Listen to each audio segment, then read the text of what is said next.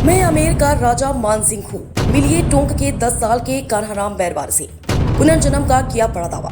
टोंक जिले के जैकमाबाद गांव के 10 वर्षीय कान्हाराम बैरवा ने खुद को आमेर के राजा मानसिंह का पुनर्जन्म बताया है, क्योंकि मैं पहले जन्म में राजा मानसिंह था। बालक का दावा है कि उसने हल्दीघाटी का युद्ध लड़ा और आमेर में एक खजाना छिपाया है। परिवार के अनुसार वह बचपन से ही राजपूतों जैसा व्यवहार करता है और अलग बर्तनों में खाना खाता है। हालांकि इतिहास से जुड़े कई सवालों के गलत जवाब देने के कारण विशेषज्ञ से बच्चे की कल्पना या सुनी सुनाई बातों का प्रभाव मान रहे हैं। स्कूल स्टाफ ने बालक की पढ़ाई प्रभावित होने के कारण इस मुद्दे पर बात करने से इंकार कर दिया है। क्या पुनर्जन्म संभव है? यह एक ऐसा सवाल है जो सदियों से विज्ञान और आस्था के बीच उलझा हुआ है। इसी सवाल ने टोंक जिले के एक छोटे से गांव जैकमाबाद को चर्चा के केंद्र में ला खड़ा किया है।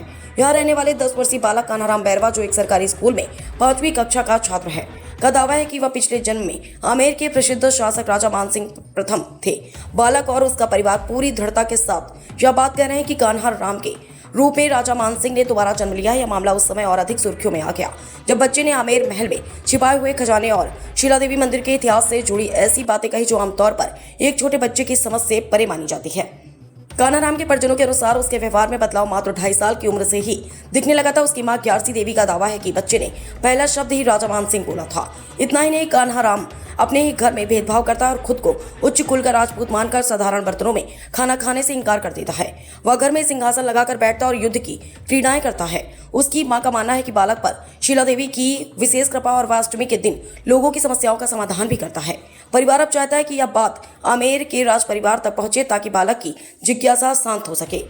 मेरे 3 भाई थे और मैं युद्ध लड़ने भी जाता था और घोड़े और हाथी पर जाता था और शिला देवी मूर्ति में लेके आया था।